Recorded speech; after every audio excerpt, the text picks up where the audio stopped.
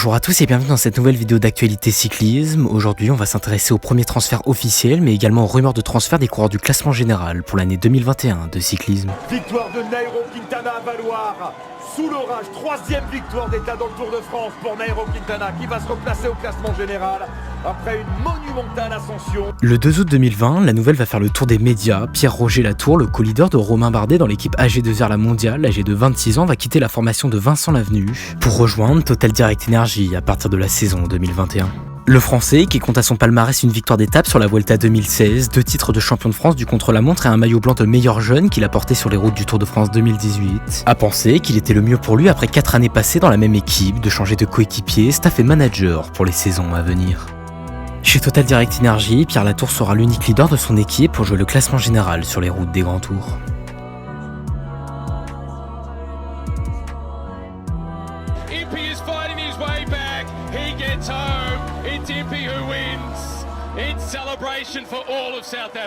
Le Sud-Africain Daryl Impey, vainqueur d'étape sur les routes du Tour de France l'année passée devant Tiesj Benoot, resté 8 ans dans la même formation, Mitchelton Scott, a décidé à 35 ans passés de quitter son ancienne équipe pour rejoindre la toute nouvelle équipe World Tour, Israel Startup Nation. Là-bas, il pourrait jouer le rôle de capitaine de route au service de Chris Froome sur les routes du Tour de France, mais également avoir carte blanche et être considéré comme leader de son équipe sur ses objectifs de la saison. C'est parti avec Philippe Gilbert qui a débordé tout de suite Nils Politt. Philippe Gilbert qui semble le plus fort et qui va remporter Paris-Roubaix. Philippe Gilbert à l'arrivée de Paris-Roubaix. Chapeau. Nils Politt, vainqueur d'étape sur le Tour d'Allemagne 2018 mais surtout deuxième de Paris-Roubaix en 2019, aura débuté sa carrière professionnelle en 2016 sous les couleurs de Katusha Alpecin et restera jusqu'à sa dissolution fin 2019. Il rejoindra ensuite l'équipe Israel Startup Nation, mais en fin de contrat à l'issue de l'année 2020, c'est l'équipe Bora-Hansgrohe qui recrutera le jeune talent allemand pour 3 saisons. De 2021 à 2024 donc, Nils Politt sera sûrement désigné co-leader avec Peter Sagan sur les classiques pavés, mais pourra également faire partie, comme dans ses jeunes années, du train de sprint de Pascal Ackermann. Maintenant que j'ai énoncé les principaux transferts officiels, on va pouvoir s'attaquer à la deuxième partie de la vidéo, les rumeurs de transfert des leaders du classement général pour l'année 2021. L'attaque de Romain Bardet à 52 km de l'arrivée. Et derrière Nanda essaye d'y aller. Après avoir passé toute sa carrière professionnelle de 2013 à 2020 au sein de l'équipe AG2R La Mondiale, Romain Bardet, en fin de contrat à l'issue de l'année, n'a pas encore re-signé dans l'équipe des Terres et Ciel et les rumeurs sous-entendent même que l'Auvergnat pourrait être recruté par l'équipe Sunweb.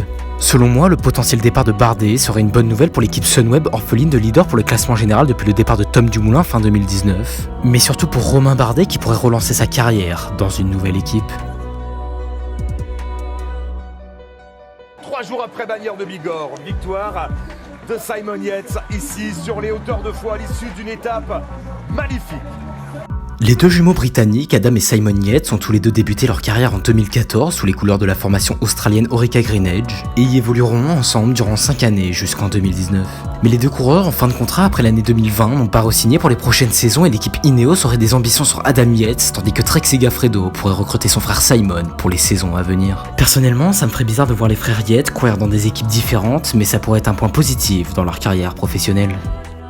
Enfin, Wilco Kelderman et Lorenz De Plus pourraient rejoindre l'équipe Ineos en 2021, tandis que Miguel Angel Lopez, en fin de contrat chez Astana, aurait des vues pour l'équipe Bora-Hansgrohe. Sur ce, j'espère que ce premier épisode de transfert du cyclisme pour l'année 2021 vous aura plu. Si c'est le cas, pensez au pouce bleu et à l'abonnement.